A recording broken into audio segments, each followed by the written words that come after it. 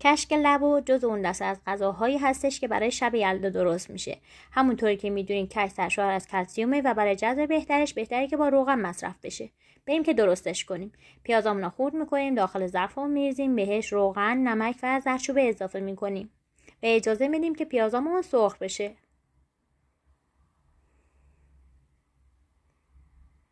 وقتی پیازمون سرخ شد بهش سبزیجاتی از جمله جعفری، نعنا و شیوید خشک اضافه میکنیم و اجازه نمیدیم که سرخ بشن، چون اگر سرخ بشن باعث میشه که تلخی به خودش بگیره.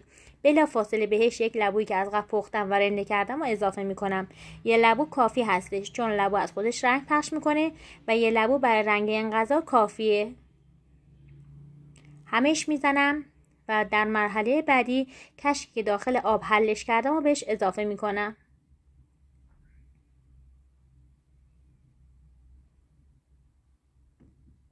بعد از این مرحله یک قاشق آرد داخل آب سرد حلش میکنم و برای لعاب بیشتر این غذا بهش اضافه میکنم.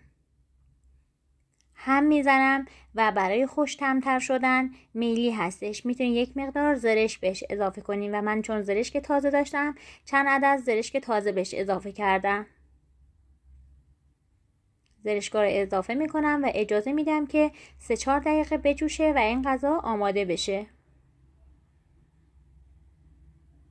این غذا آماده شد و طعمش بی‌نظیره، حتما درستش کنین. من سال قبل با این غذا توی جشنواره غذا در شب یلدا نفر اول شدم به 3 دلیل. 1 به خاطر اینکه خوشمزه شده بود، 2 به خاطر اینکه مناسبت داشت برای شب یلدا و 3 به خاطر اینکه کم هزینه ترین غذا بود و هر قشری توانایی درست کردنشو داشت. شما هم درست کنین و کنار خانواده لذتشو ببرین. نوش جان.